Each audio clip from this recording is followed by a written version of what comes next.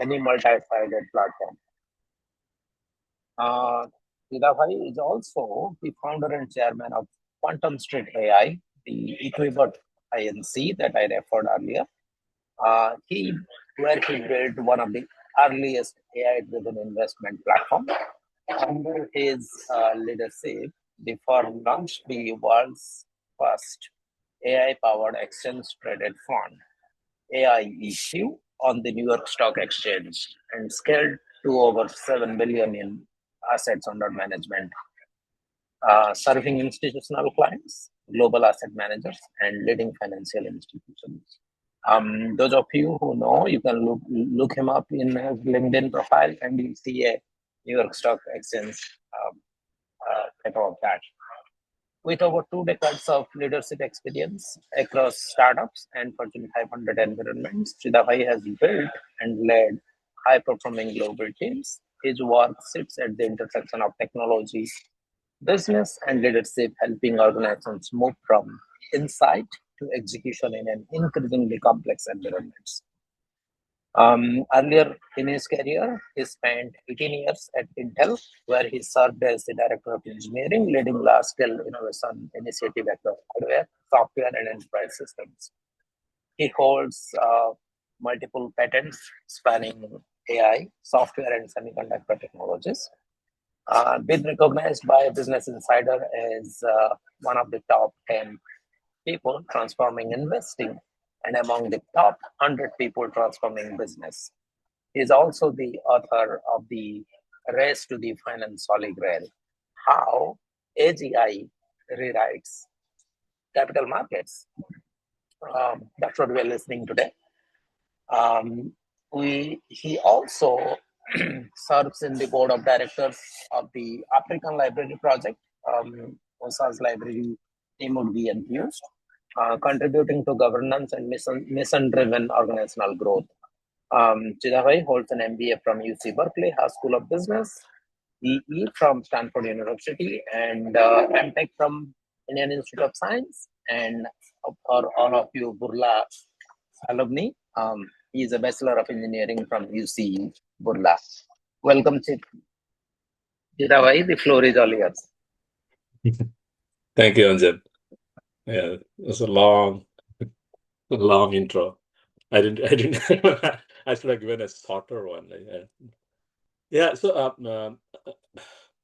first of all, thank you for inviting me. And I was thinking like what to talk about. By the way, like, should I talk in Odia or English? It doesn't matter. It doesn't matter. Mix is fine. Jota okay, comfortable. Okay, बहुत वाला. So,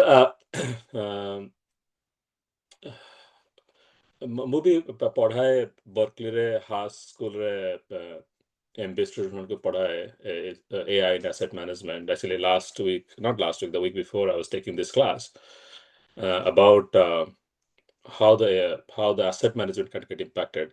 But I was thinking like we can talk a little bit more beyond that, which is essentially like what is happening right now. What is happening is like very transformational.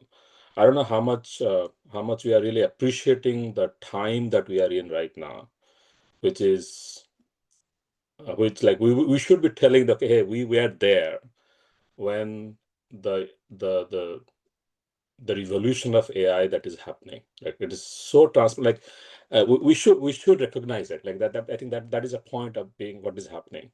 The biggest thing, like I was mapping out like both in the finance sector and also in general, right? How how the progression is happening, right?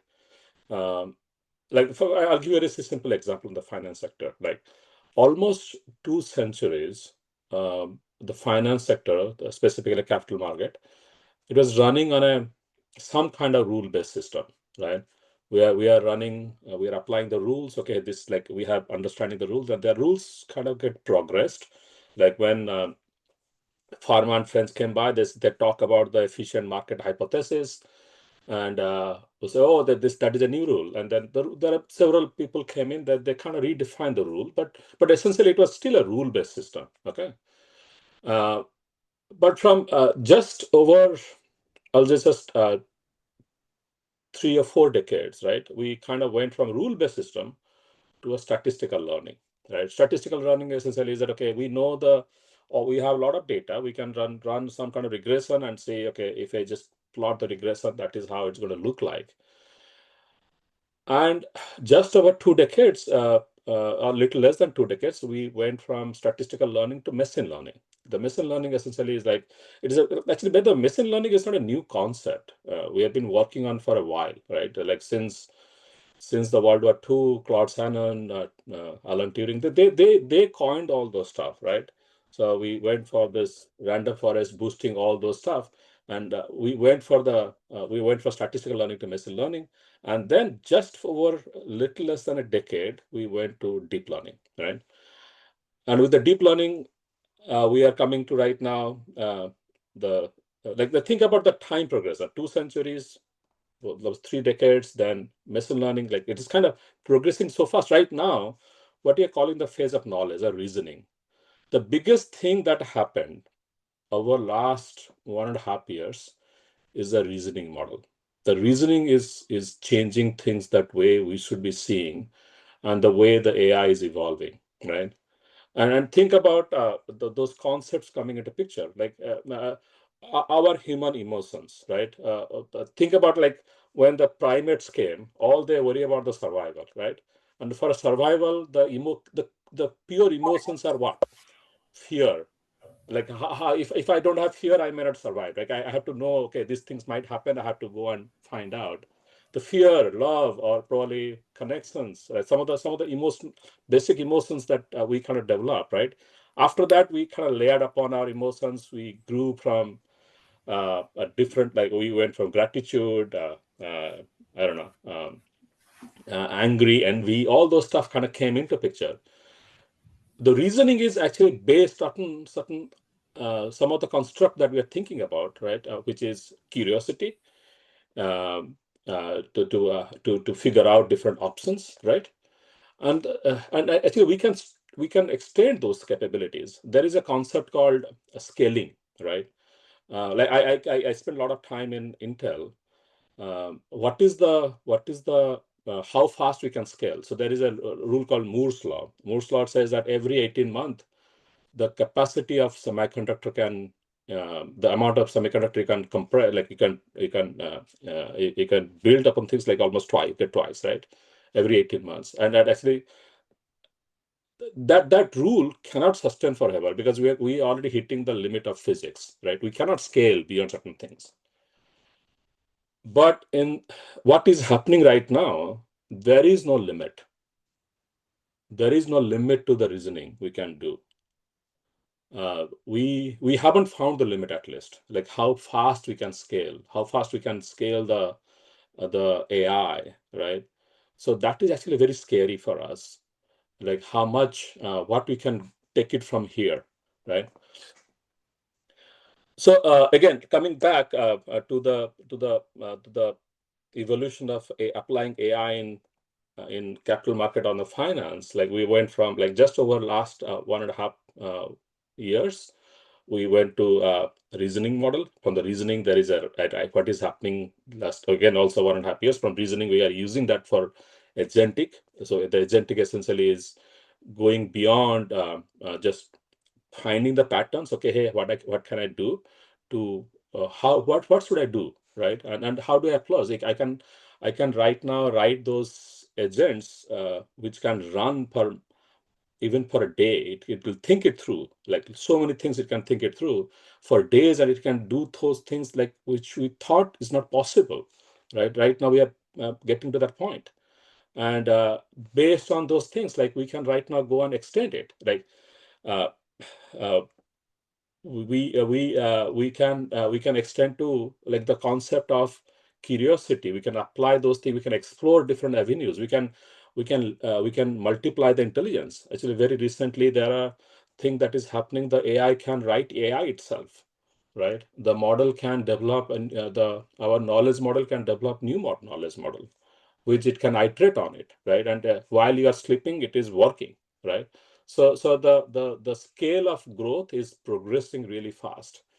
The book I wrote, I was thinking back, the book I wrote is about how AGI, artificial general intelligence, like there is a concept called, we have a narrow intelligence, from a narrow intelligence, that means we are applying AI in specific areas, right? Okay, we built a model to do just like that. Actually, that is how the quantum state started. Essentially, we are looking at how we can process certain the other kind of data, alternative data, like unstructured data, and combine it with all the structured data and build a knowledge model out of it and apply that to understand, okay, what is the better financial model I can build. So that is a little, it's a very narrow and specific use case we are figuring it out. On the AGI, what happens is that we can apply those learning across different domains, and and we are moving that way really fast. The advent of reinforcement learning, we can spin up multiple learning channels, right? And it can advance the way our productivity of developing this technology, right? And that is actually, you can see the what is happening right now in the job market, right? The code writing is like is happening, like just right now AI is taking majority of it, right? By the way, the biggest revenue right now from AI, the use of AI, like almost like 70% of the revenue is coming from the code writing. And what is it, who is it impacting? Us, right?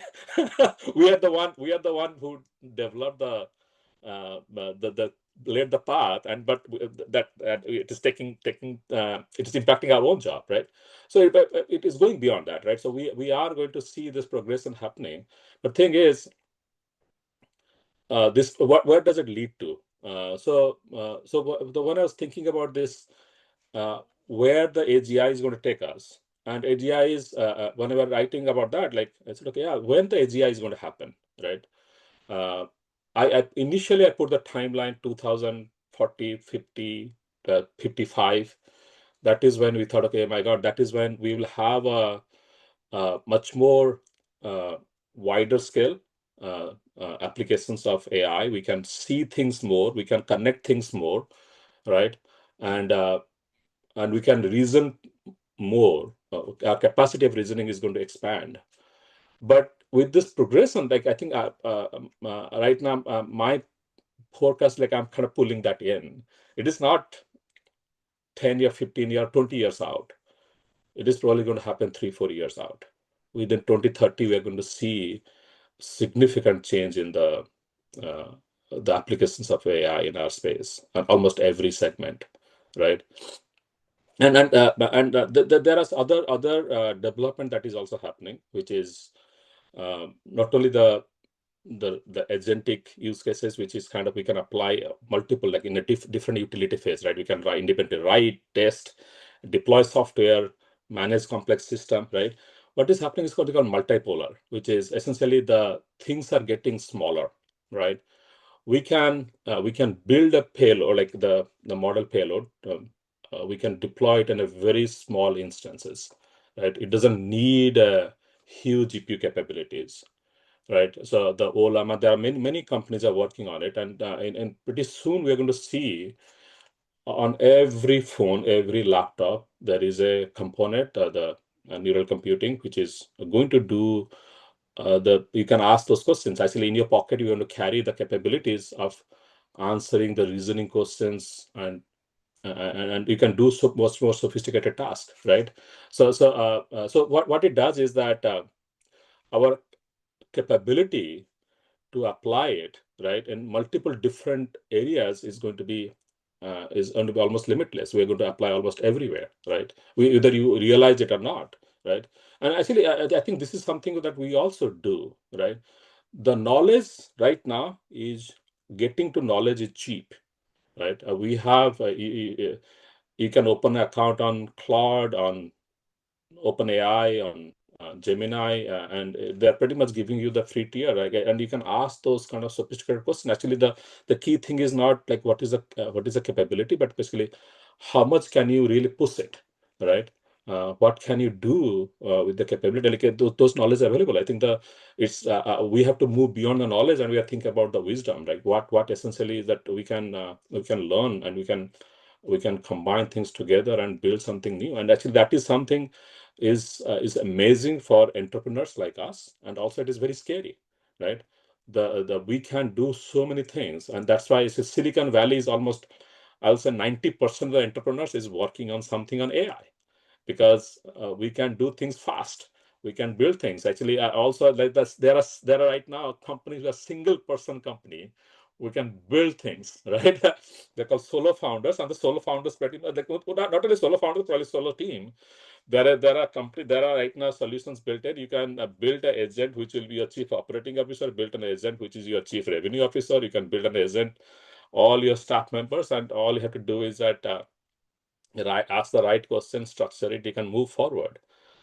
Right. So and that capabilities is already there, and we are improving on it. Like there are companies who are building it. I think just looking at Confluence, like everybody almost trying to do that, right? So this is taking us to the productivity curve, like much more faster, right? We can do things much more quicker, and also not only that, we are right now started moving things to the physical world, right? Physical world in the sense, the not only we are compressing those knowledge models or the reasoning models to a smaller form factor, we can apply it to, we can put in a robot which can do this complex task. So, I was watching a video just a month or two ago, that was happening at the UC Berkeley. Before, let's say you want to try to do certain task on to ask to do the robot. Okay, hey, you give the instruction, right? You do this. Like they were trying to see, okay, how do I cook a omelet, right? You initially give a task. Okay, this is how you break it, and then you break the egg and you do the you put it on the pan and you flip it. Right now, the instruction was okay.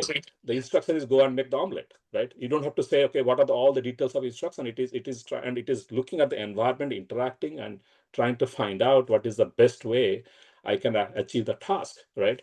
The see, and there is no limit to it, right? So we haven't at least found the limit, right? And where does it take it from there? By the way, Anjan, how much time I have?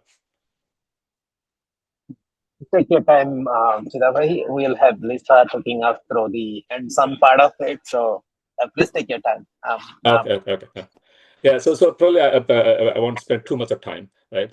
So with this, what is happening is we are with this auto aware stuff, right? And we are taking it we're applying almost everywhere. What is going to happen, right? There is a concept called applying in for good and applying for bad, right? They're applying. We can apply every technology that came in, right?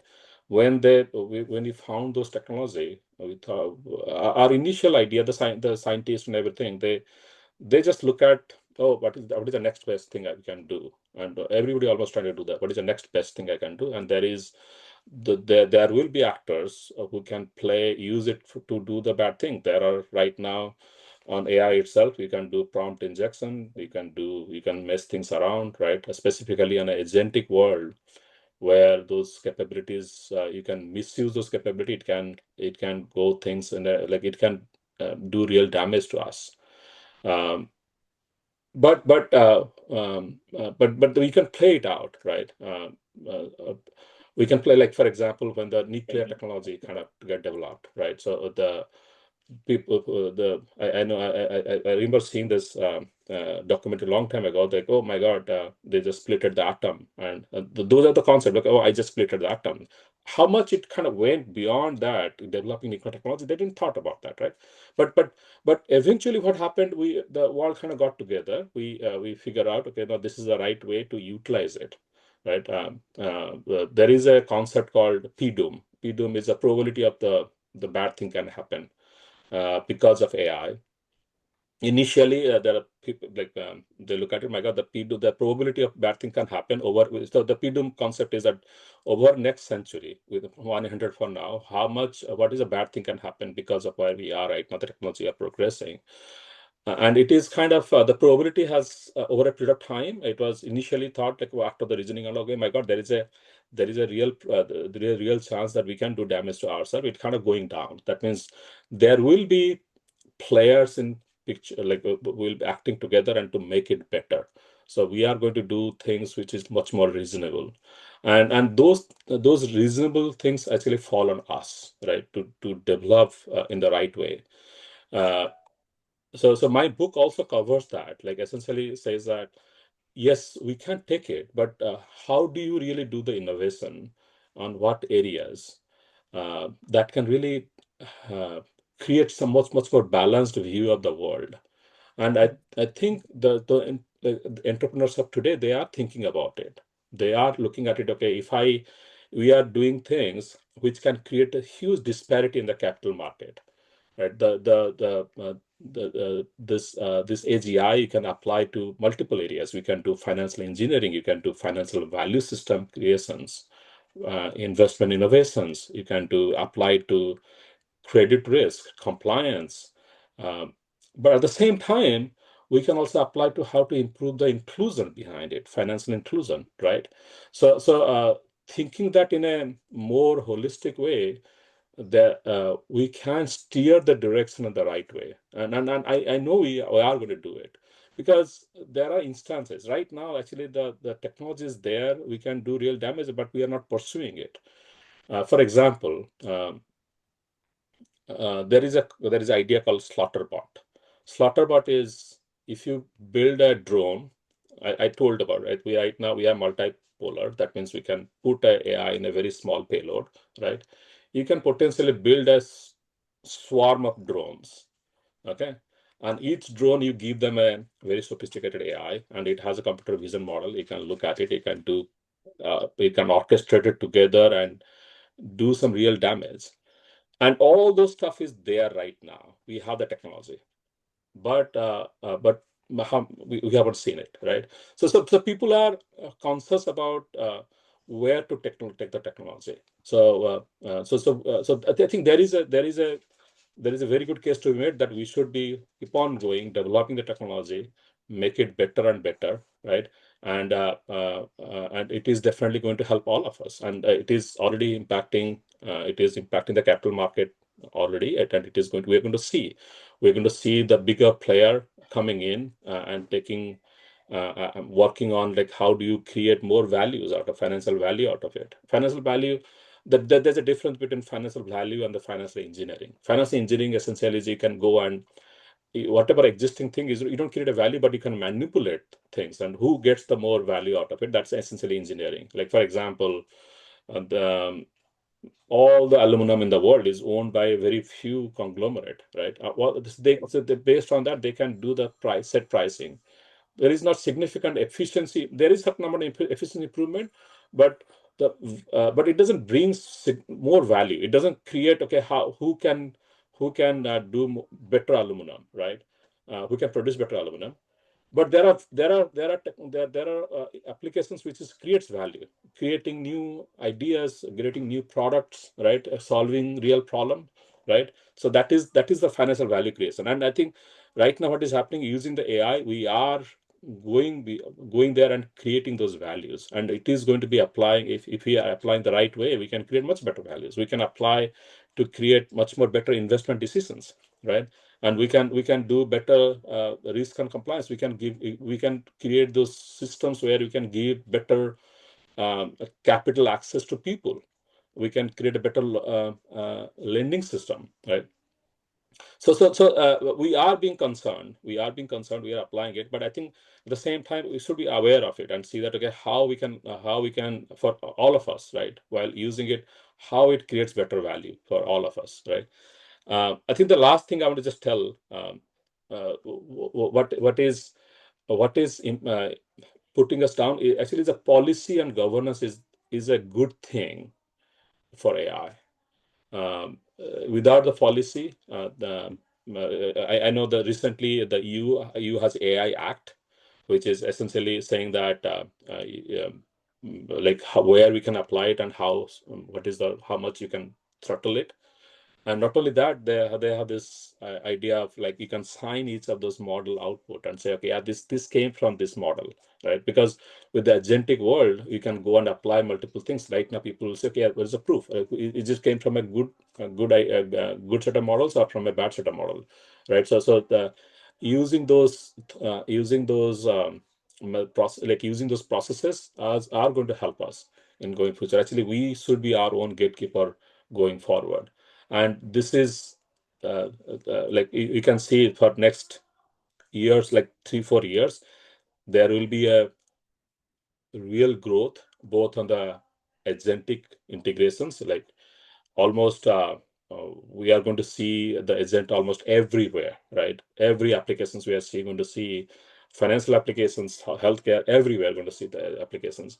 And also, what is like, let me tell you what we are doing for temporal dynamics. Temporal dynamics essentially is a way to integrate humans. So human mind, our brain, with the AI, right? So there are all our systems are being trained on the what's available data, all the parties about the internet. But there are ideas, there are things that belong to us because what do you call the tacit knowledge, right? With those knowledge, we kind of carry it forward, and unless we pass it on or we write it down, we still have that in our mind, right? How can you make it better? So the making a case for us humans to coexist with the intelligence is becoming much more vital, right? So we bring trust, we bring credibility, we bring compliance, we bring the regulations, right?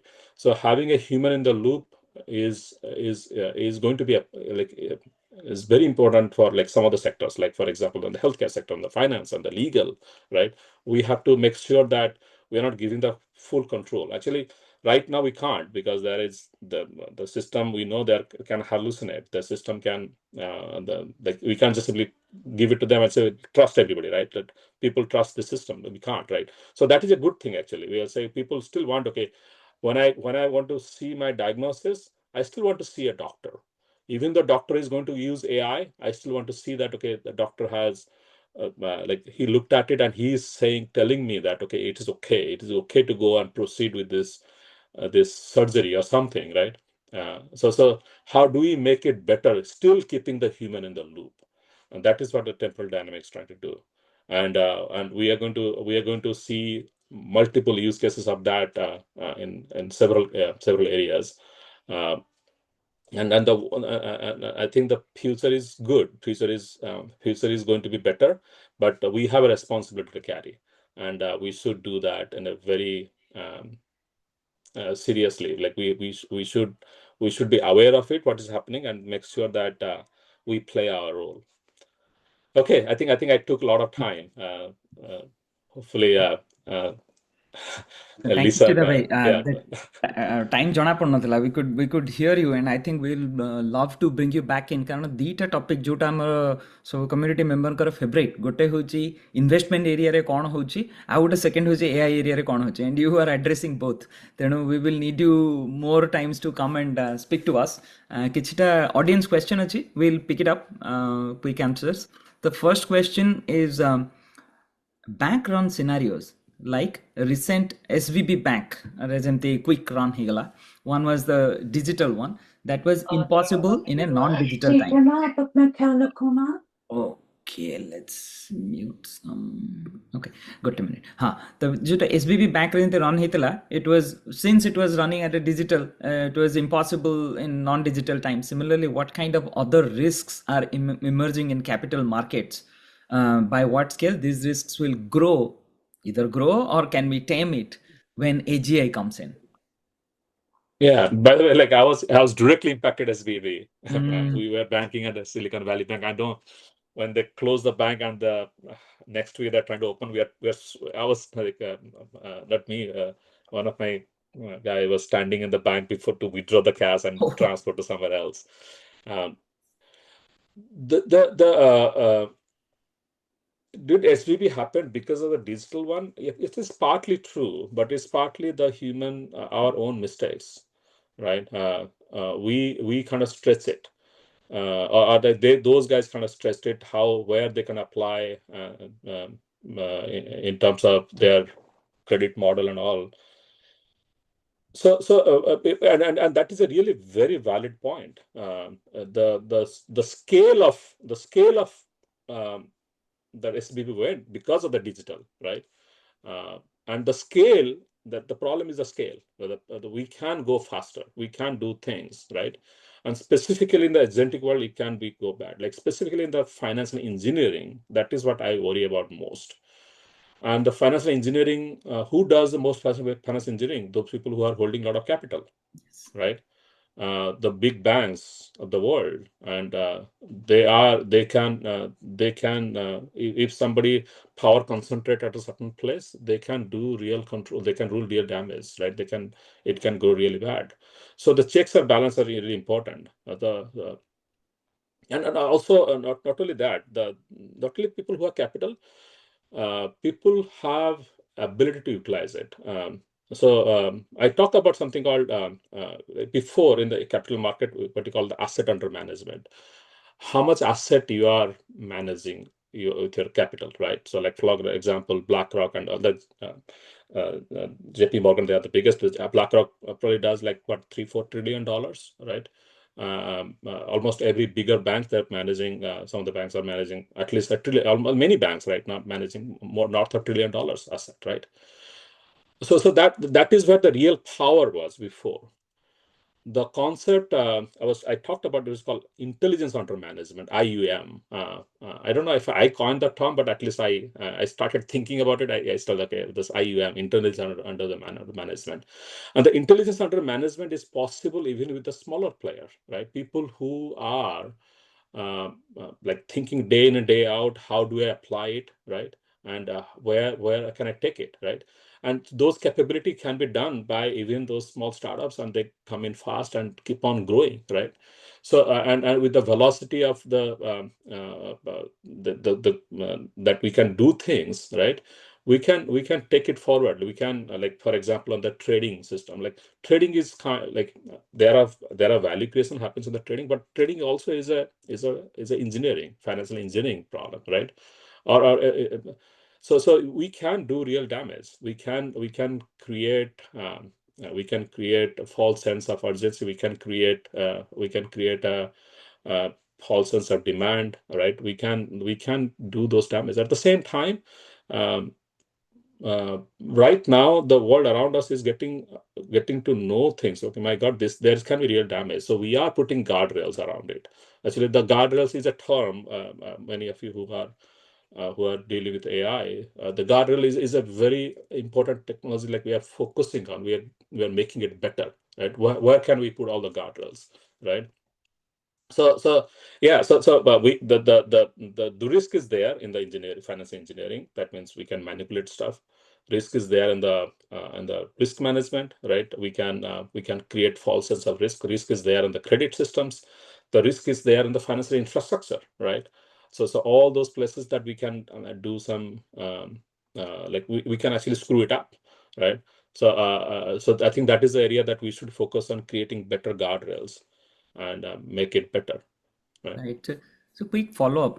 ये जो question टा पचारे मोर गोटे follow-up थिला जे I was reading this book called Nexus. You must have heard, and Nexus by Yuval Harari. So there he brings a nice point that ये जो high frequency trading, and now that it is enabled with AI, now there will be some kind of incentives. Now we are allowing them to incentivize and reach at a optimal goal at a faster pace. They will do it so much faster and so much in bulk that even before we blink or human can think, the trading has happened. So this is going to impact real lives where the trading is going on. So how can we bring that human control, or human is the lead agency टा केमती ही परिबो ना? Is it going to be, if AI is unleashed, they will of course try to maximize the value, but if they are maximizing the value for its controller or handler, ଯେମିତି ଆପଣ କହିଲେ few limited people with capital can control, then is it going to create a big bias? That was the concept he was talking about. Yeah, so the good thing about our system is mostly it is a closed loop. That means when bad thing happens, we react and we try to fix it. The bad thing happened with SBB right now, like not only along with SBB, there's a nationwide, a few other people get impacted. Then there are policy came in, and we try to put things wrappers around it. Not only that, actually, the trading risk has already happened. It's not like some of the risk we already know of. There are many trading risks already happened in the past, right? And for those, we already have some guardrails in place, right? So the thing is, even with the guardrails, the capacity that we are growing so fast, right? Those guardrails itself is going to be, we are breaking it, right? There are, and also thing is, uh, the high frequency trading, not everybody can do. And there are few companies can do, because you need to actually have really heavy infrastructure to really do that. People apply fiber optics, like to find those microsecond benefit to go and apply for those. And for those kind of things, there are limited number of players, right? And you can pretty much focus on and put some better structure around them. That is a good thing, right? So imagine somebody sitting in, I don't know, North Korea and coming in and doing like damage to us. That is actually much more scarier, right? So in a sense, there is certain amount of guardrail in our system that we have built it, but at the same time, the problem is not like it's still there, right? I don't have a like crystal ball to tell you that it's not going to happen. It is, yeah. So there is a real chance, but our system kind of self balances, right? Before it goes out of control, there will be certain indications that we see. Okay, yeah, this is happening, right? We apply it, right? I would a practical question achi Joy Venkataru. Which I understand that you are an expert in AI, but for me and not just him, many in the community, we are just starting. So let's say we are individuals, we want to understand, we want to play around. Can you give us a practical example of how this agentic AI or something can start? Can we start, right? Individually, I'm a life ro co aspect use kar pariba. Hopefully that's the question, Joy bhai. If not, if I'm very wrong, then please unmute and clarify. Yes, you are right. Okay. Actually, yeah, actually, all of us should play on that, and actually, I'll highly encourage all of us should go and see the capabilities. Creating an agent is easy. You just go and tell the system to create an agent for you, right? Then there are so many platforms out there that you can play with it. Like for example, you are looking for a job, right? You can build an agent to tell that agent, okay, build me an agent to find me a job, and just every job requirement out there, change my resume and apply it. People are doing it, right? Can we do that without giving our identification? I think you can, but I don't recommend that. But yes, yeah. So there are like creating IDs. By the way, like I'm not here to. I also had a kind of a hacker mind, so I don't want to go that hacker how to think, how to break things around here. But what I'll recommend is that any areas of interest that you can go and explore the knowledge. I think that is more important. Like first, in our like in a long cycle of evolution, we have access to knowledge which is cheap, and that is so profound. I don't know how many of us realize that, right? Every area, if you think about, you can apply the knowledge, you should go and check that. Like, where can I apply it? If you are working for somewhere, creating a marketing plan, if you are working on somewhere creating what is the next best way I can make it more productive, right? Go and ask the question. Actually, it's a matter of asking the question the right way and using that to build an agent for you. So think about it. You are looking for a job, or you are doing something, you are trying to sell something, you are trying to build something, you are trying to even use it in a personal, not only on the job career, but anything in a personal life. You can do all those stuff. Yeah,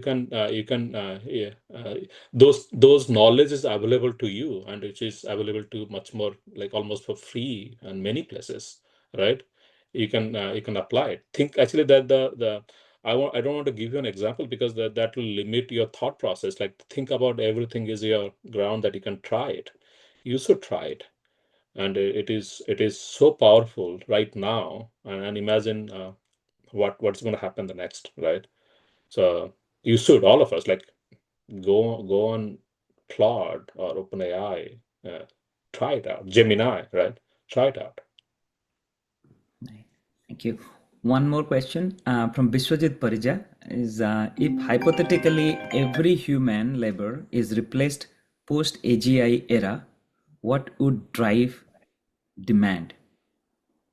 Is this demand for human labor? I know that I saw a joke probably a few days ago. Like the entrepreneurs are building AI to replace their own workforce, but they are selling it to somebody, and the workforce itself is buying things. Like, who are you selling it to then? Right? Is it a zero-sum game? Yeah. But there is certain truth to it. We are changing the nature of the job market, right?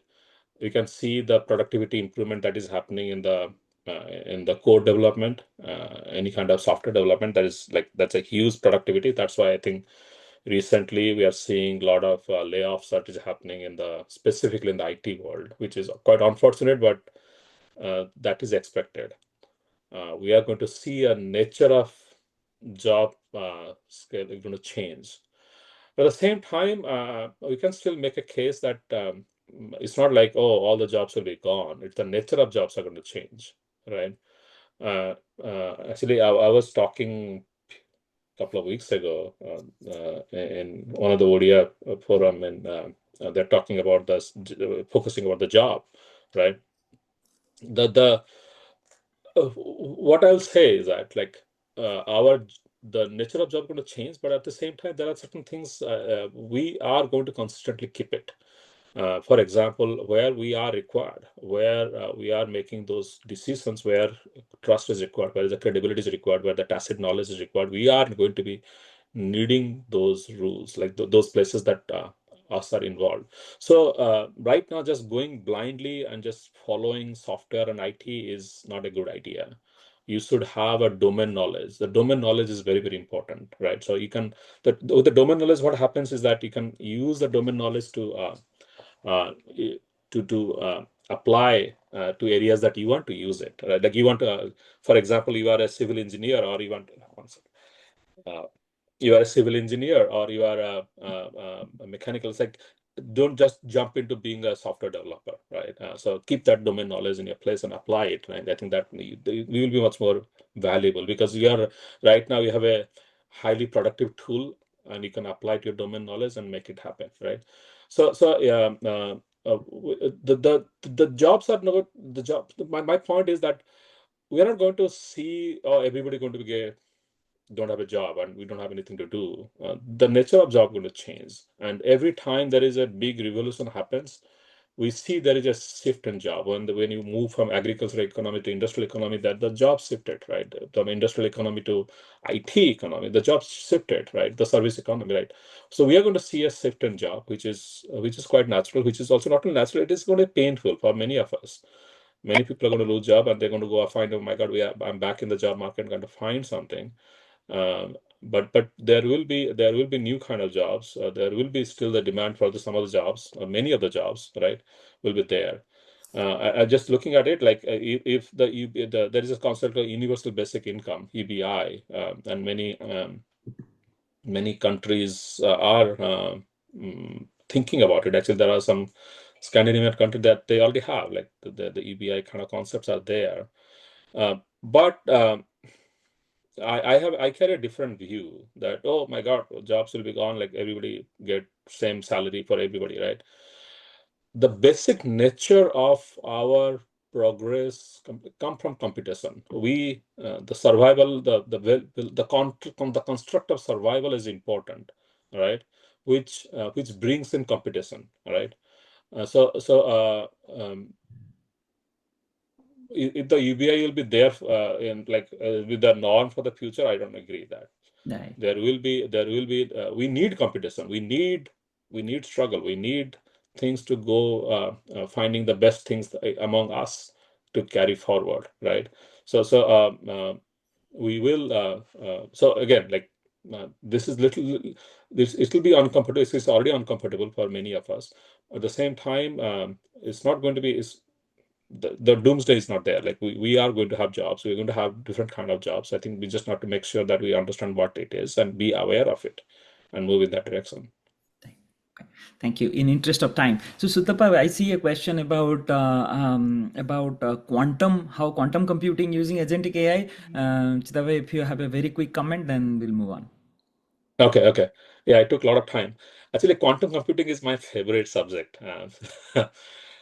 What quantum computing does is the capacity of computing, it kind of explodes, right? We are like, think about, we talk about this, I don't know, there's how many gates are there, how many operations we are doing, right? So what the quantum computing is like, the more compute requirement is there, that we can scale it right now is by just compressing more silicons, more denser, like more better algorithms, right? GPU capability that essentially extend the computing. It is more linear, right? In the sense it goes 1, 2x, 3x, whatever, right? But it's still linear. What quantum computer does, it kind of put it on an exponential path, right? So the 4 gate is essentially the 4 qubit, what they call it, essentially 2 to the power 4 computing capability. When you go from 4 to 8, it's 2 to the power 8 computing capabilities. That's how it grows. So it is so powerful. At the same time, we are actually getting to a point of utilizing it in a real way, that things are coming. The biggest problem right now, quantum computing, is the error correction, which is because it's so sensitive, right? Unless you correct it, you can't really utilize the full power of computing. And there was a projection both by IBM, by many others, by 2029, we are 2028, probably with just 1 or 2 years out, or probably 3 years out, we can break through this error correction algorithms. So that means we can utilize the maximum capabilities. Right now, what IBM is doing, they're kind of each computer, I think, is around 400 some qubits, and they're kind of bringing it together. They built almost, I think my information, probably last year or some, they have built almost like 1,000 plus qubit systems, which is, think about 2 to the power 1,000 something, that is a capabilities, right? So yeah, it is going to change the world. Right now, actually, we can run smaller models on quantum computing. Not only smaller, actually, we can run more than some, like we can run different models right now on the computer, on the quantum computers, right? And that is going to be once we hit that kind of threshold, the capacities goes up really well. Like we can do some amazing things. The biggest thing that we are thinking about, how do we solve some really difficult challenge, which is like what you call the moonshot challenges, right? Finding cure for cancer, or solving things that it was not being possible to solve with a normal computing capability. We can solve those things really fast, right? So I think that's what, like, we all should be a little bit more excited about it. There are some real risk, but like with the quantum computer, you can break any code, right? The all the RSA encryption, everything goes out the door. Like I can break any code right now. There is a lot of effort going on. How do you build better encryption methodology? Which cannot be broken with a quantum computer, right? So thinking about more quantum safe. At the same time, the quantum computing can bring in. Actually, it is going to push our capability on AI to multiple years forward, right? So that we should be very. I'm very excited about quantum computing. Thank you. Thank you, Chidavai. We will bring you back again. We want to hear a lot more from you. Thank you so much for spending time with us. And next, we will move on to our next presenter, Lisa Panda. So Lisa को समझते आमे समझते ओसारा community रे बहुत किसी काम करी आछे कैलिफोर्निया रे she was x vice president of the chapter and very engaged young leader am OSA community. So we all know her for her enthusiasm. Give her anything. She is pretty much everywhere, like graphics, content, technology, everywhere. But today we see her here for the AI Club for her professional background. So she is a senior engineering manager at Atlassian, and she's busy in transforming how teams work by making AI as our best co-worker on Confluence. I'm supposed to use Confluence. She is one of the teams who is behind it. She leads teams pioneering AI as a real teammate to boost the activation and engagement of the new user journey in Confluence. She has a 5-time patent holder and JavaScript enthusiast. Lisa has built her craft across Norton, E-Trade, Infosys, and 10x, turning complex workflows into smart and responsible software at every stop. Beyond that, she's a Khanti Barampuria, and she's mother to 2 boys, and she's very proud of that. And then that's her proof that you can ship autonomous agents and raise tiny humans simultaneously. Welcome, Lisa. Thank you, Utkal bhai. Thank you for the wonderful shout out there. It was nice to hear about you from someone respected, our OSA Vice President. Thank you again. By the way, Chida bhai, thank you for an awesome presentation. We jumped from, SVB, financial risk alerts to current day about model capability initiative to quantum computing. You had covered a breadth over here, and I'm so glad that I took so many buzzwords today personally to go and research about. So thank you again. Now I have a weird named presentation today. Before I go ahead, I just want to check if you can see what I'm sharing out here. Is Yes. My slide deck visible? Thank you again. Excellent. So Chida bhai just showed us how AGI is reshaping the entire global campaign landscape. It's a macro view. There's so much in there. These individual words are topics of their own. That's how I'm seeing it. But for us as practitioners, the question is, how do we actually navigate the shift tomorrow morning? That's how I keep on thinking. Like, how am I going to make myself relevant in my workspace and bring in more efficiency and drive more productivity, bring more business? So I'm not irrelevant. I'm still that significant, important human in my company. And lastly, I'm not there in that layoff list, if that connects everyone here. So that is where my mindset was when I was preparing this topic. So having said that, AI today is pushing us towards continuous learning, whether we like it or not. Honestly, my mom said that, after giving your 10th, you're all free. You don't have to study anymore. Just focus on that. Then came 12th, then came engineering, then started life. Then I ended up with Infosys, and life just went on. And what I realized that learning never stopped.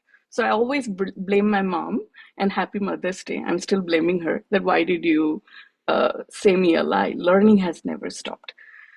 So my topic today is that shift in how we relate to AI from where it started to where we are now. And honestly, it has been a wild ride. For the last few years, people like us who were not very much into chips, into Silicon Valley's original stuff, we were more into product development, software, building software capabilities and all. We treated AI like a management consultant. You hire them, they will give you a very expensive tech with a lot of arrows and quadrants, and then they will leave. And you're actually the one who's spending the weekend trying to get the work done. So a classic McKinsey tale. Sorry, it was just a joke. But 2026 and I think the previous years have changed the game completely. We don't have consultants anymore. We have an autonomous teammate, which is actually the doer. It's going and executing the task for you. If I talk about tools like Claude Code or Notebook LM, and I'm not very much interested on how the model goes and reasons out and does it, but where I'm focusing it is able to go into my repo. It's able to touch my files. It's writing logic. It's shipping code while I'm on my first coffee. So the speed and efficiency here we are talking about is massive. So I completely agree with Chita Bhai on one thing that, the tool has a lot of potential. Instead of complaining, let's accept it. It gives you immense capabilities. Pile on your domain strength, but always looking out for what's new, and use this tool to give you that speed and momentum so that you can continue in this challenge of life. That's where I would like to sum it up.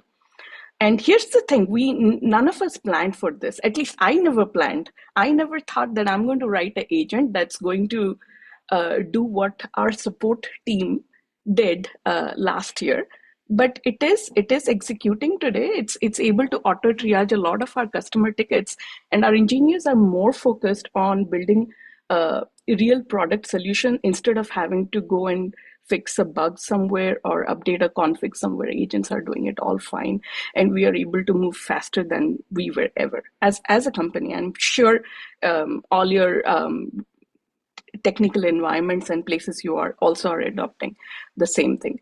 So think of today's talk as an intervention, because this coworker is already here, sitting at our desk, giving us company and eating our lunch. So if you do not learn how to manage them, you're basically jahaku kuanti ame bhasmasura ku debe na apana mohini heki tanku control karibe.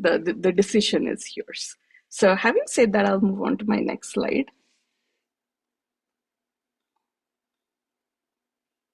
And here are three things that I'm trying to bring in a change here. And I'm not a TED talker. I'm not here to change life in 30 minutes, but I'm trying to give three mental shifts that we should be doing differently. You all are, many of you know about this. I'm just making it explicit and making us more self-aware about this. So think about these as software updates for our brain that we didn't ask, but probably we will need it right now. So replace search from grounding. And I also want to call out at this point that my topic is for everyone. It's not for just software engineers or someone who has a background in science and technology only. It can be adopted by anyone out here from whatever background or domain you come from. So the shift is, the first shift I'm talking about is replacing search from grounding. Basically, here's the thing about asking AI a general question on internet. You're essentially crowdsourcing your answer. If you are a student, please stop asking, explain me quantum physics. Rather, I would call that a polished Google search. Please do not do that anymore. Instead, upload your professor's actual lecture notes into a tool such as Notebook LM, which I'll be talking about a little later. Or even let's talk about Chida Bhai's book.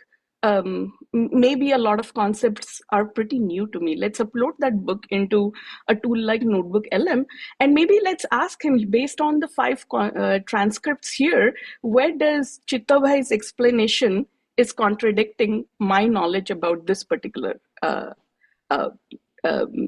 hypothesis that I learned from this document. So here you're not searching, you're prosecuting, you're with evidence. That is the capability that AI can provide you right now with 100% factual accuracy. So let's adopt that, is where I'm trying to say. The next thing is stop summarizing, start interrogating.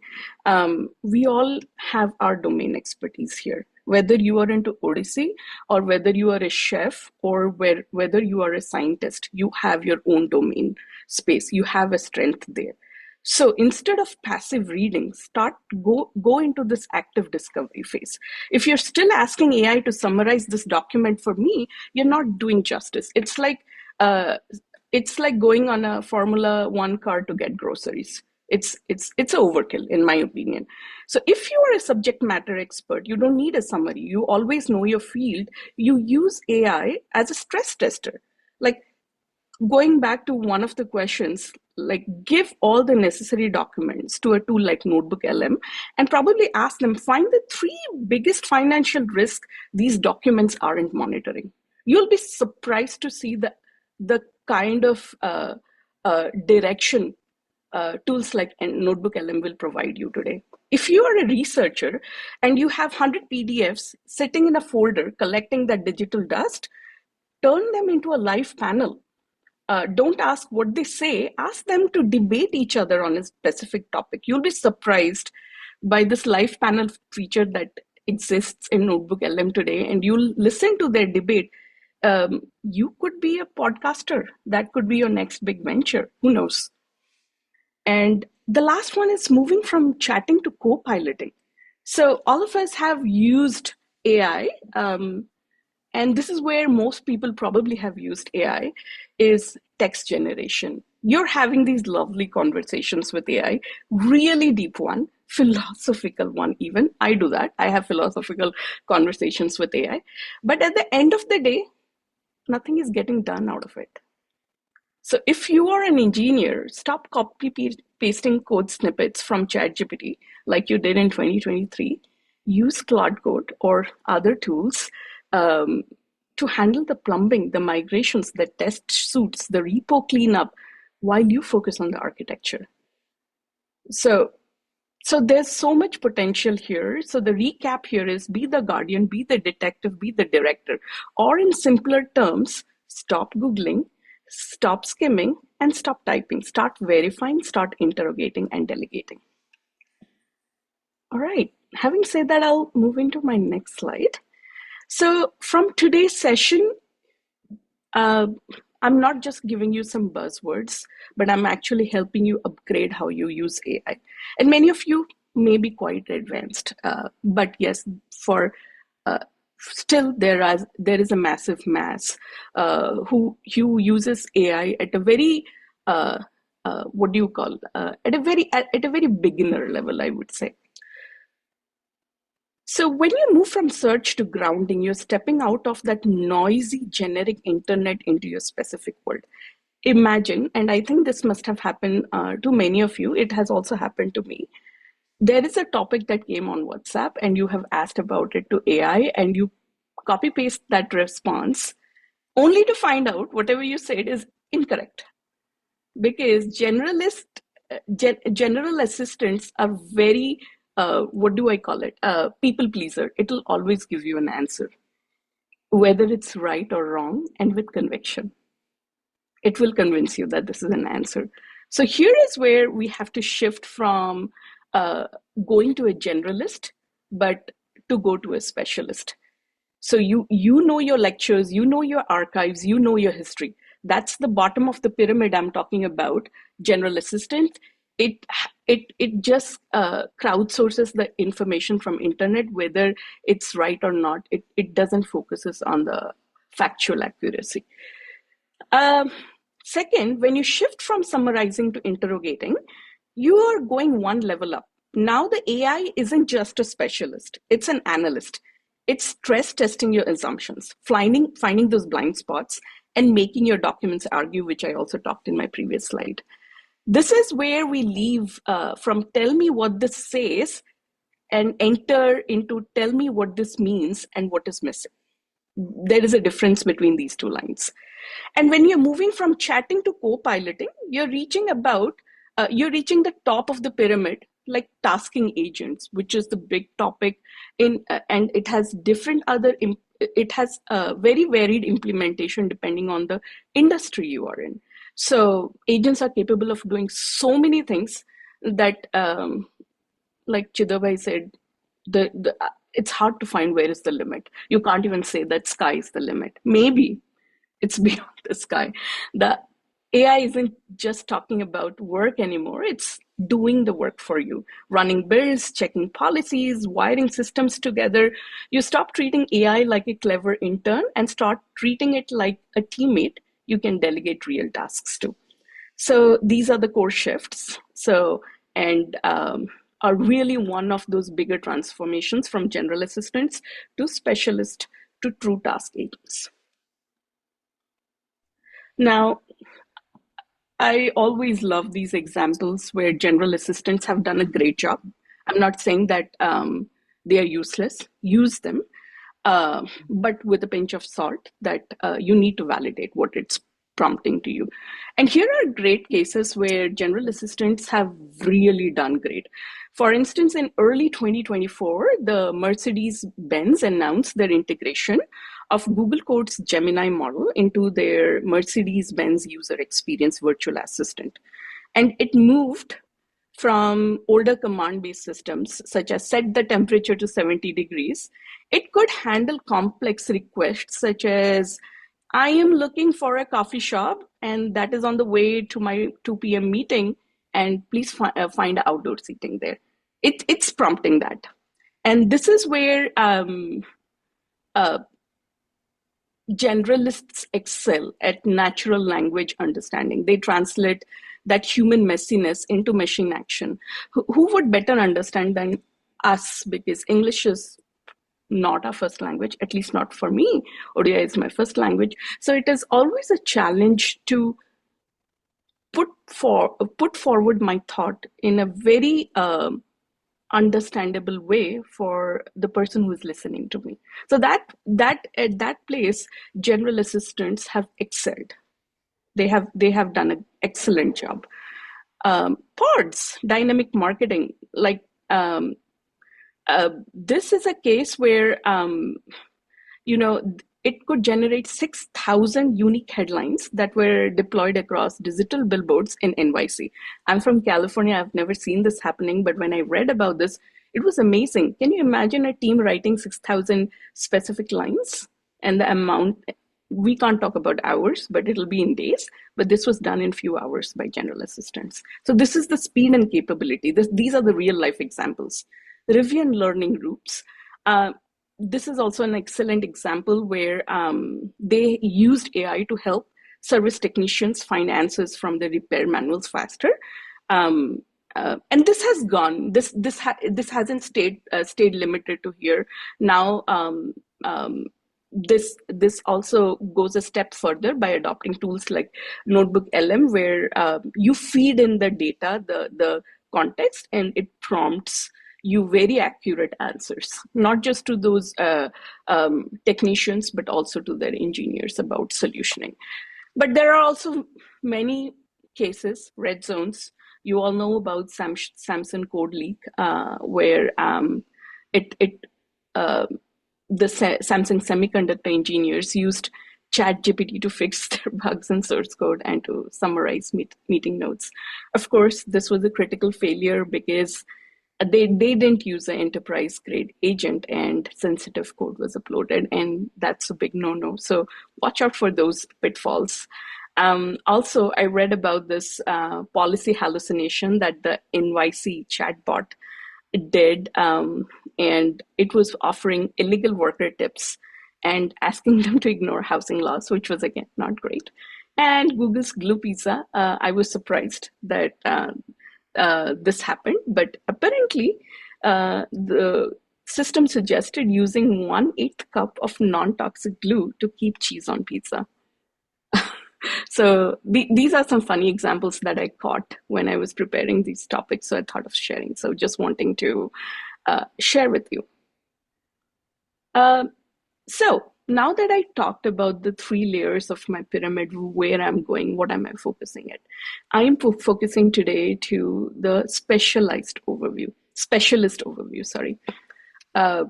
And this is relevant from whichever background you're coming from. Even as OSA as an organization, there is so much we can reap benefits from this today. And when I was writing this slide, I actually came about this idea, so I also added a slide related to that, which I'll share next. So what is Notebook LM? The way I like to call it is source-grounded AI. So whatever it's going to return, it's based on the input or the context you have provided. It's not going to tell you anything beyond that. So unlike a general assistant, which is an open book test using the whole internet, Notebook LM is a closed book test, which we all are used to. At least that's how we studied at school. The technical core, for those of you who are interested, it uses the RAG, the Retrieval Augmented Generation.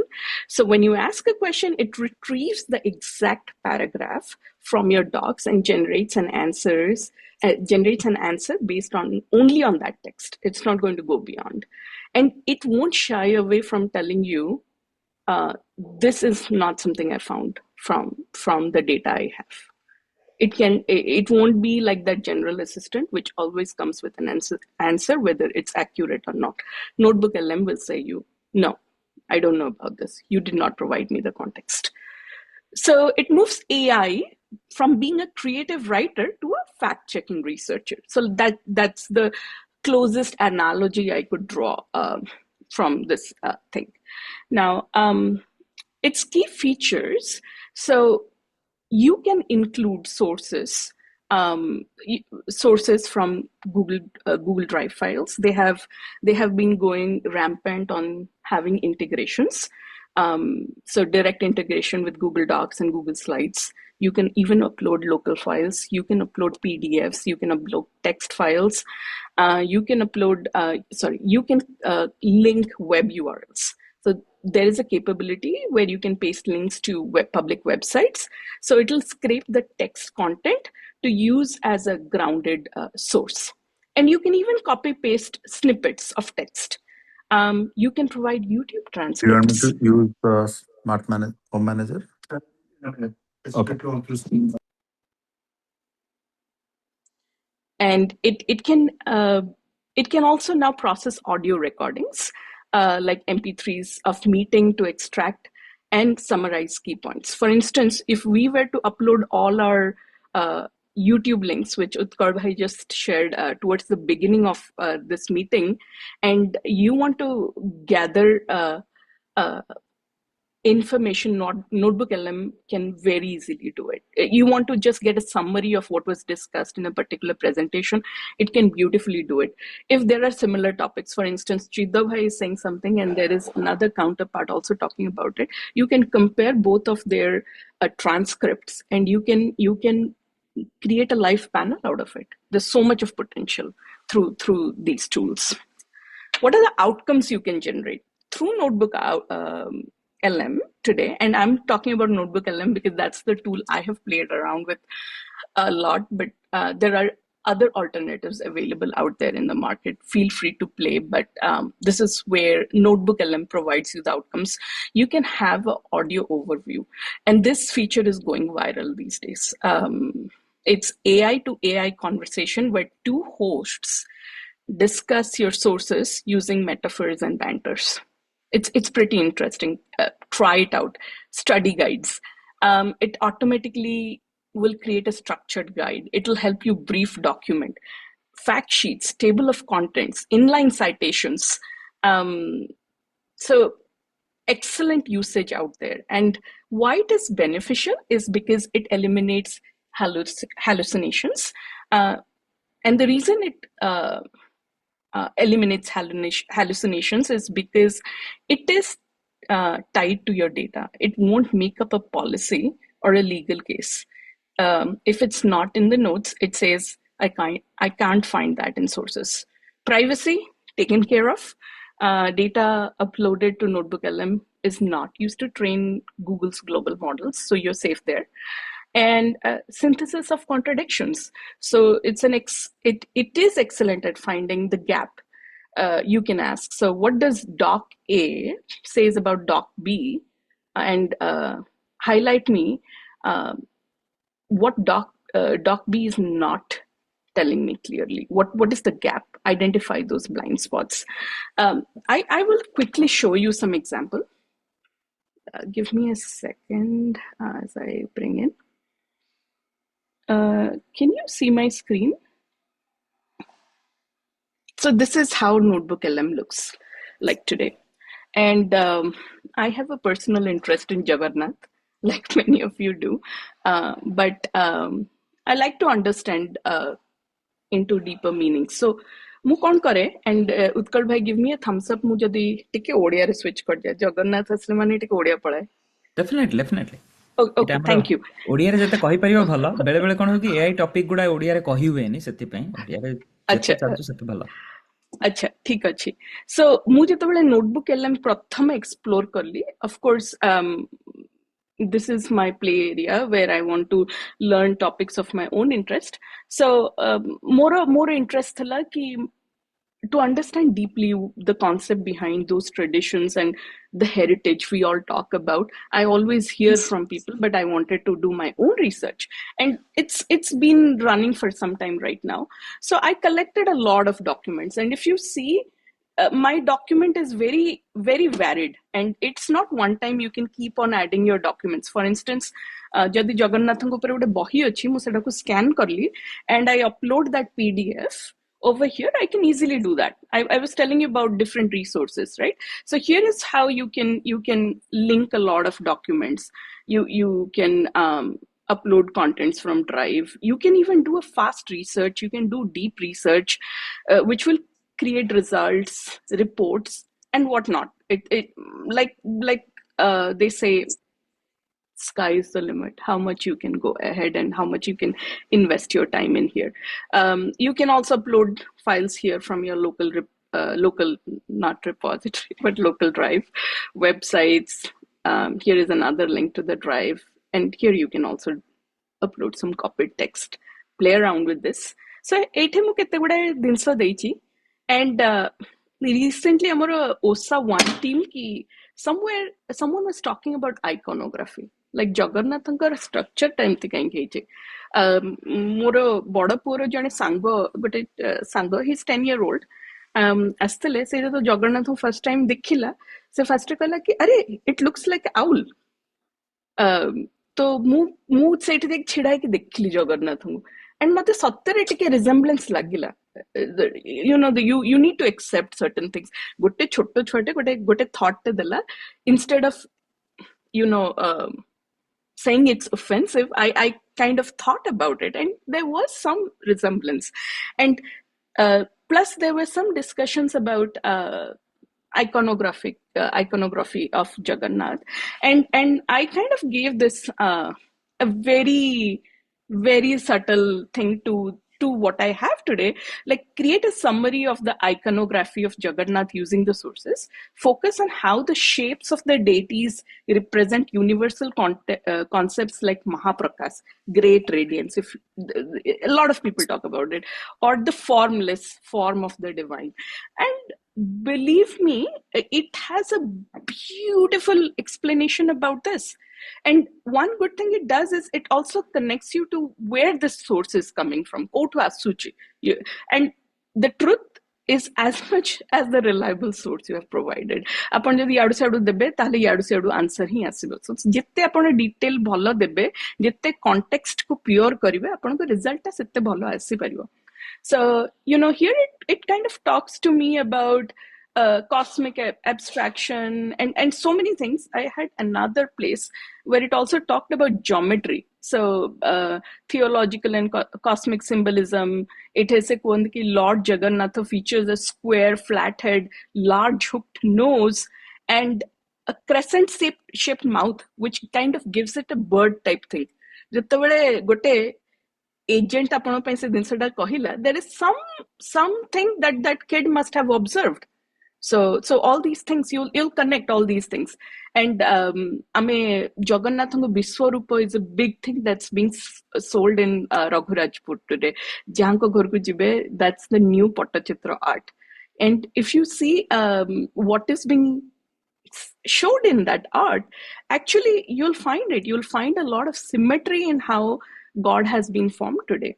So that's one example I'm saying, like how you can use Notebook LM, and this has nothing to do with software engineering or those difficult concepts of machine learning and all. This can be followed by anyone, you, me, everyone. So that's there.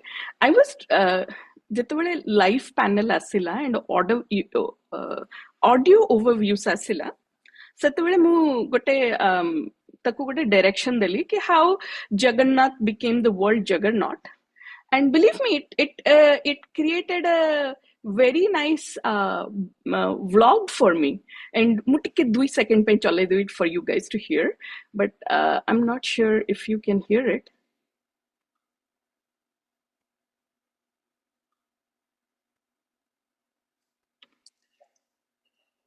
Can you hear? No, we can't. तुमको stop share करके आउ थरे share my computer sound भी करिया पड़िबो गोटे check box अछि do that. Okay. So I'll send it to OSA one team sometime to hear about what this is. But what I'm trying to share is it could create a 20-minute, 22 minutes vlog for me. And there was Holi hela. Holi बेलकु मु कहली कि मते गोटे infography generate करके दियो for my own understanding. This is not to share outside. So, and it created a beautiful infography for me about Jagannathanga Mandirare actually kone rituals hochi. I may not agree to this variation of image. This is where I think it can improve a lot, but the context, whatever it was saying, was not incorrect. Mu jannatli chacheri vesa bhesa boli gote attire achi, and they were able to pull it from the data I had. So चचेरी भोग भी दिया जाए से दिन मु सेटा भी जान नथली सो आई वाज लाइकिंग इट मु जान नथली कि पूरी राजा सेटे जाई कि भी दोड़ी झुलंती and there is a lot of festivity that happens inside the temple. So I'm just trying to say that kete prakara outcome it can generate for you. It can create a data table, it can create report. I haven't played with everything, but this is probably a homework for all of you to go and find a topic of your own, find reliable sources, connect it, and then try playing around. And that is what I wanted to quickly show here. And then I'll move on to my presentation here. All right. So what I want to say is 0% hallucinations, total transparency. Where it can't say you answer, it'll politely decline. I don't have that data. Please provide that data. Contextual mastery. Apanko domain apanko pake thau, and you build on top of that. And privacy first. So these were important for me, so I highlighted here, but I'm sure many of you will agree on this one. Okay. So let's move on to the next slide. Fun facts, tips and tricks here, which I found. Maybe it's useful for you, but I'm sure many of you will have many other tips and tricks to share. So if you find out, please share it with me. Also, you can use this panel to share if you have played around and you have learned something new. So fun fact is the deep dive hosts. So when you generate an audio overview, the AI isn't just reading your text. It's actually interpreting it. There is a difference. Reading or interpretation, there is a difference. If you upload a dry technical manual, the hosts might use an analogy about a kitchen or a car to make it understandable. And the more analogies you use when you're talking about a topic, it's easier for the audience to grab that. So that is a fun thing that I realized out of it. And I personally tried to take that as a learning to my speaking style also. Use it for the gap analysis. So don't just talk what is in the docs. You can say, based on my project plan and the budget plan, what are the 3 tasks we have planned that we currently cannot afford? So all these things, and you can ask your own business related questions to Notebook LM. Try the focus feature. What a focus feature achi.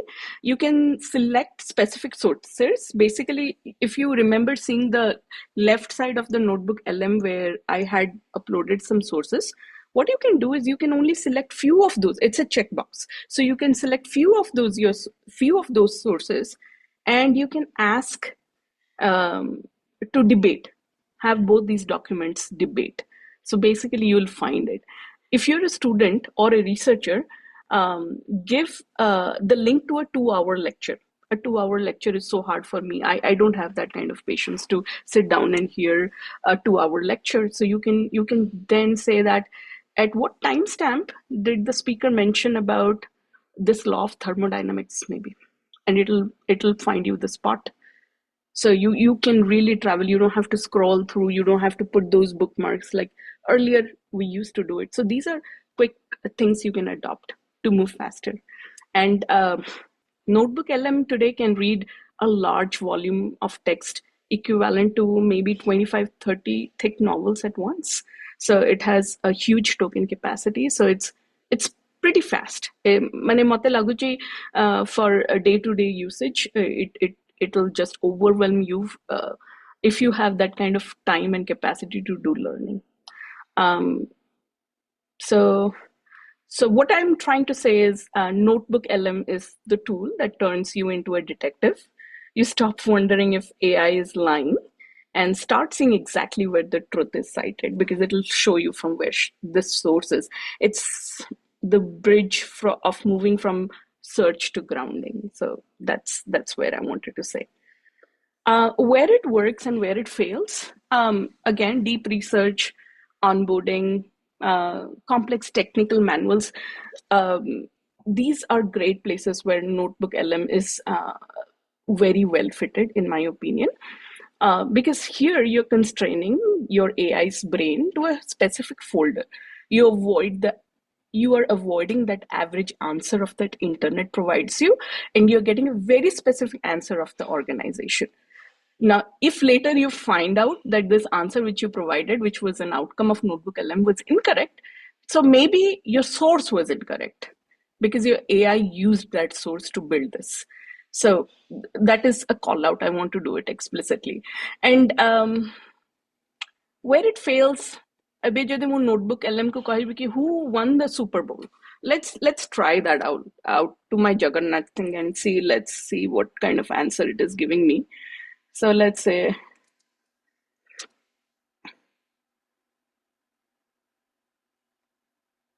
it's checking my files.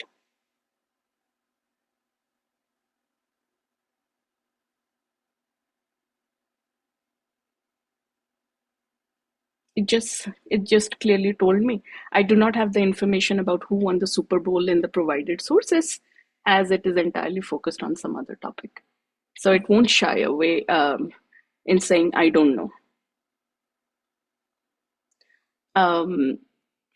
And it also struggles to imagine a new world. It will give you whatever is present. There is a caveat to it.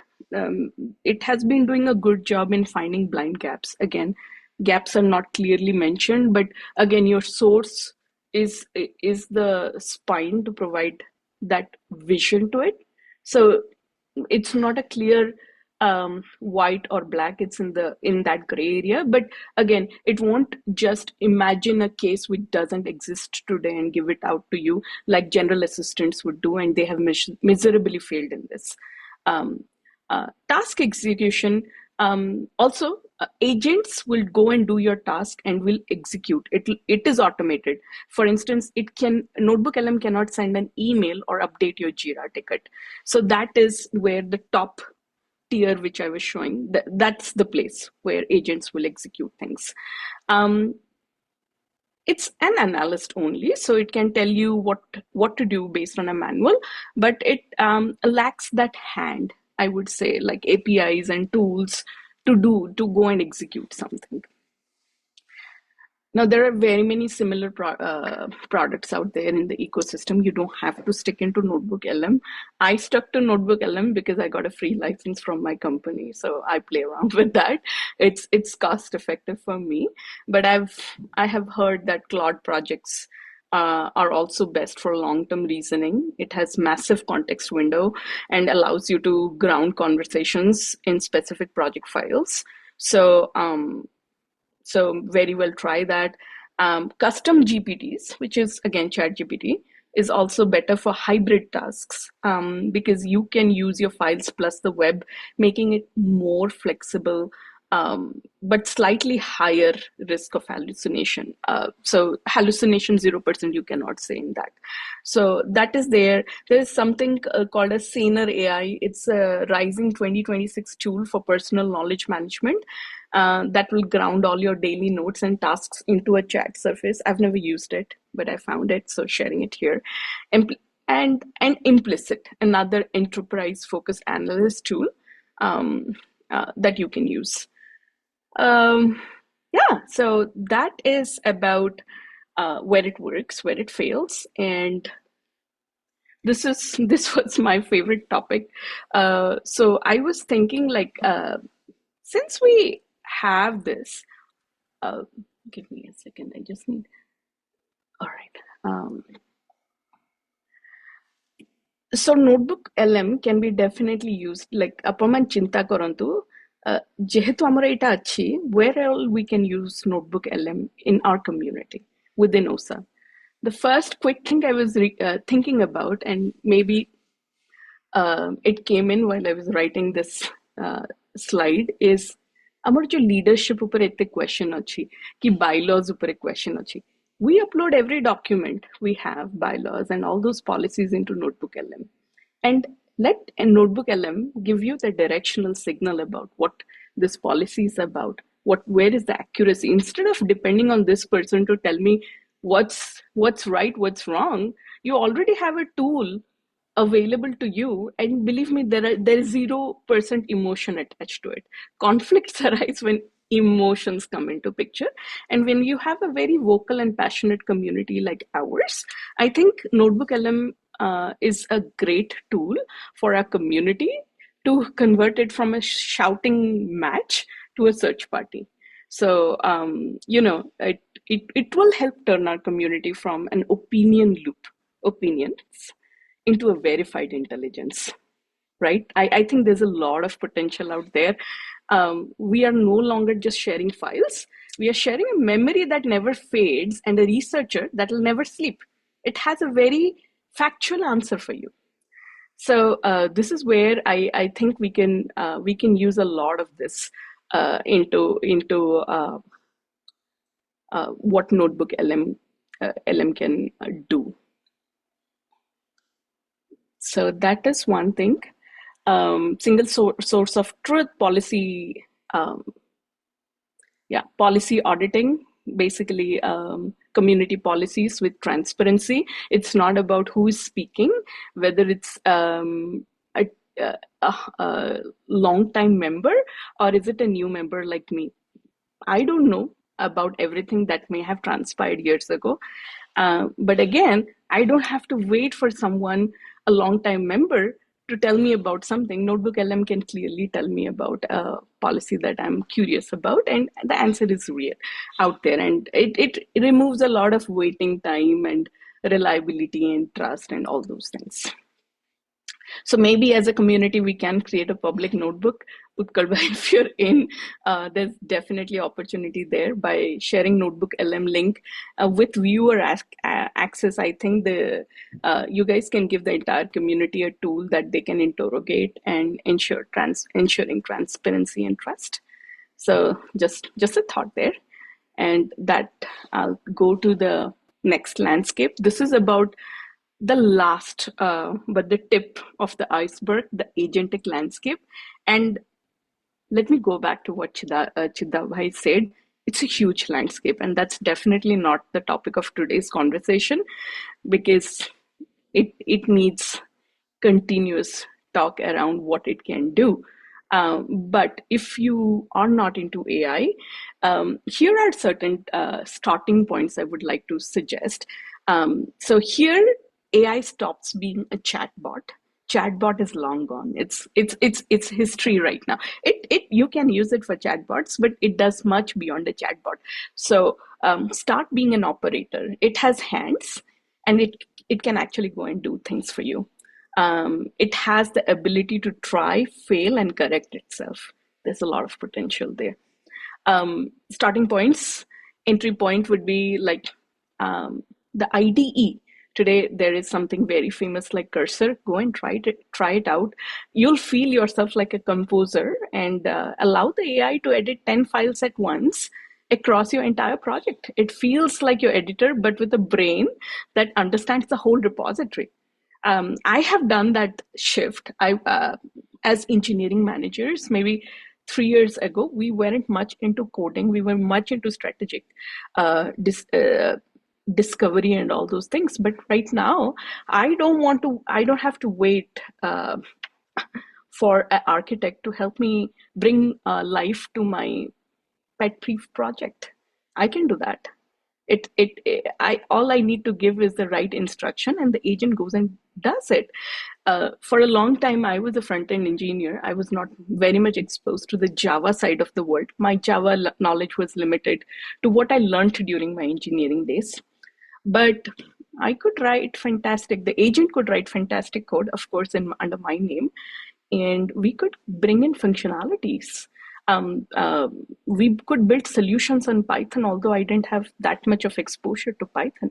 So I'm not worried about those code and syntax errors. AI is doing a tremendous job generating that, and with good quality. So I'm not saying that you don't have to be a software engineer. You definitely need that knowledge, but it is just making you that Durga. Now you have 8 hands and you can do so many things today. Or use the terminal. Cloud Code Terminal is my personal favorite, best for operations and heavy duty refactoring. These agents live in your CLI, run your test suites, fix builds until they hit green. And it actually does that for me.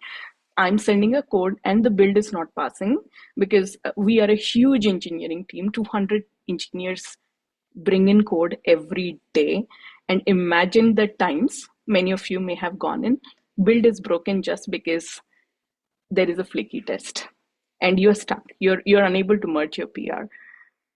A lot of those hiccups have gone down significantly these days because AI is able to correct those, and you really don't have to have a build enforcer or an engineer just responsible to see whether the build is green or not. If you are into Confluence, if you're into Jira, I won't shy away calling about Atlassian Rovo. It's best for team players. It connects goals, tools Jira, to data in Confluence, and to action. You use RovoDev CLI to providing that grounded bridge for a team-wide automation. I do a lot of those, and I really go gaga about the capabilities that it can do today. I really do not have to lean today on a product manager to send me that idea. I, as an engineer, as an engineering manager or a director, can definitely think an idea and give it life. Engine, speed and efficiency, self-healing loops, context mastery.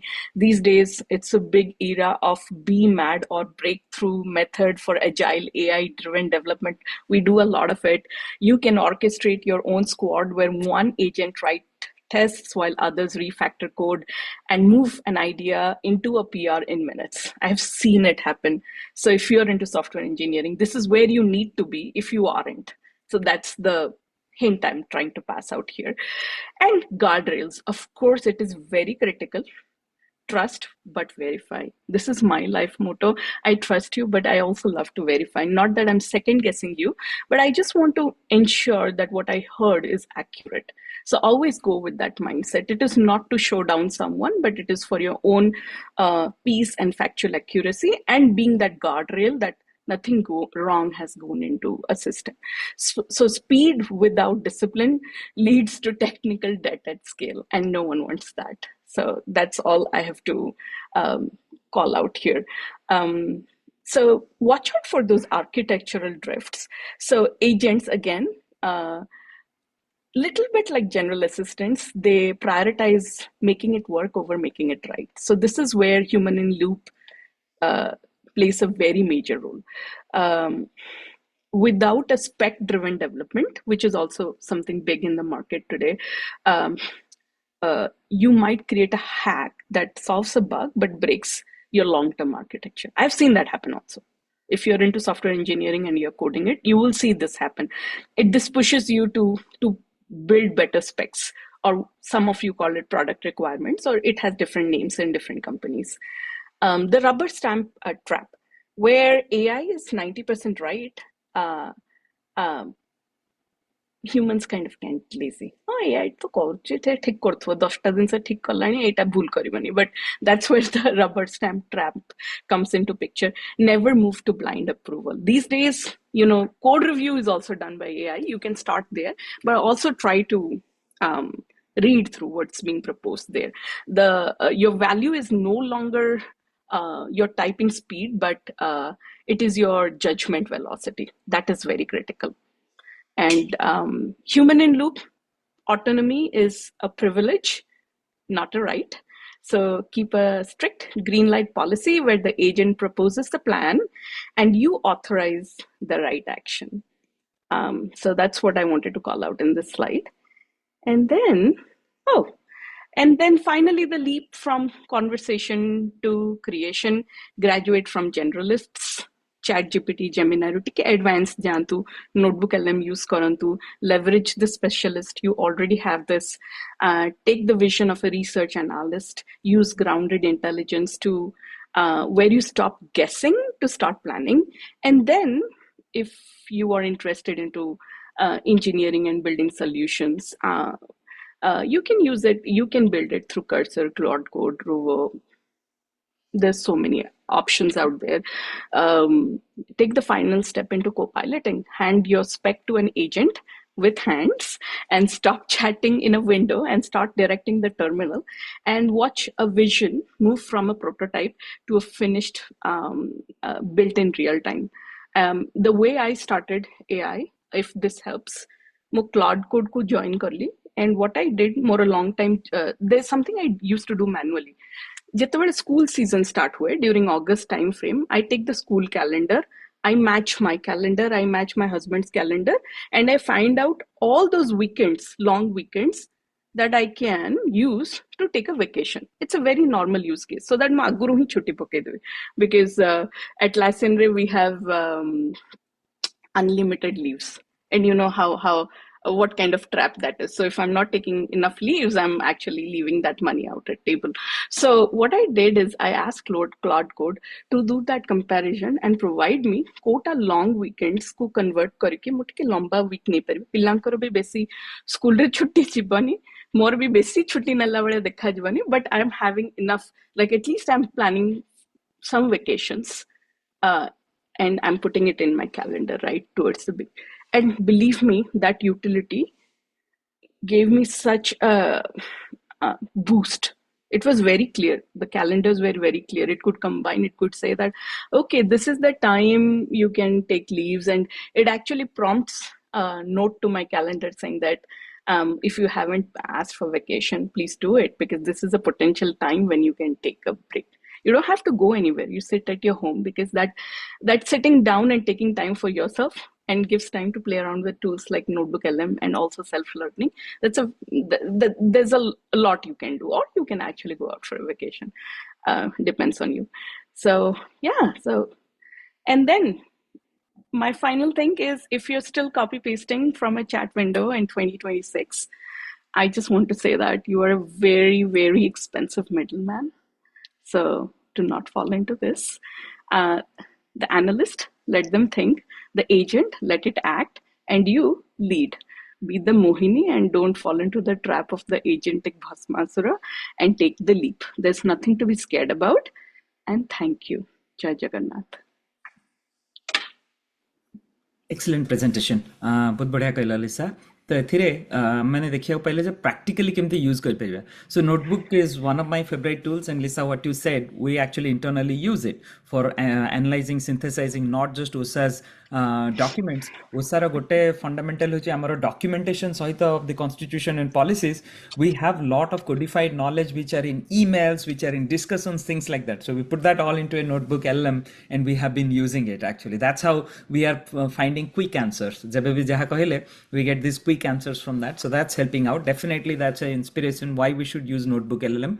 And now coming to the practical aspect, I mean तो बताऊँ समस्त generalist way रे बताऊँ केमते करूँ.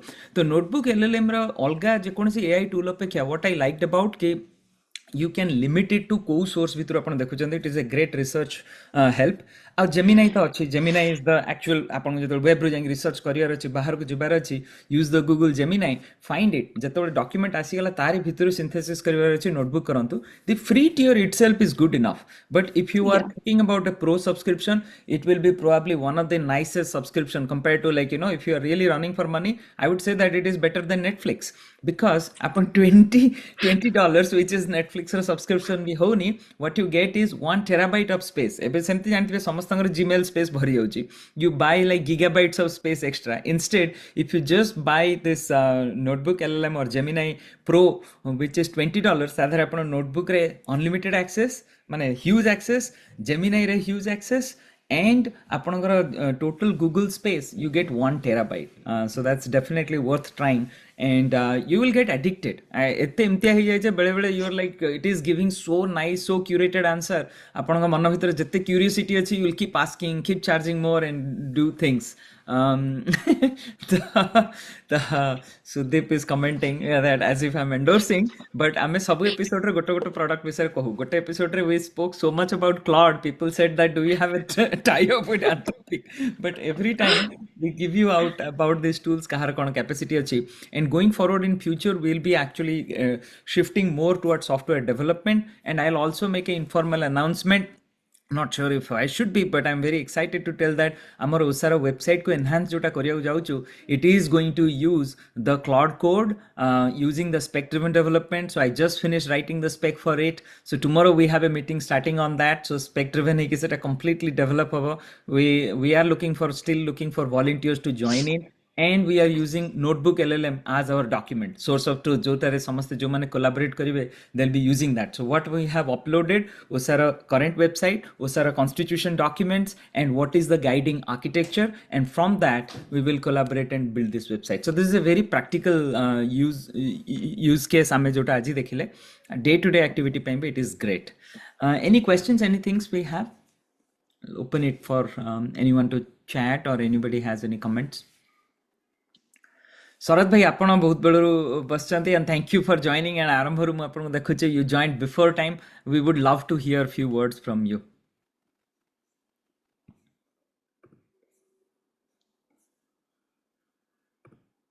शरद भाई आपण mute अछंती. शरद भाई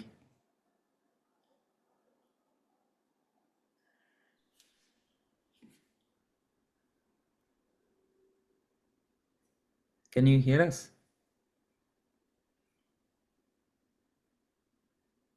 हाँ एबे अनम्यूट अछंती, टिके कहंतु कोन.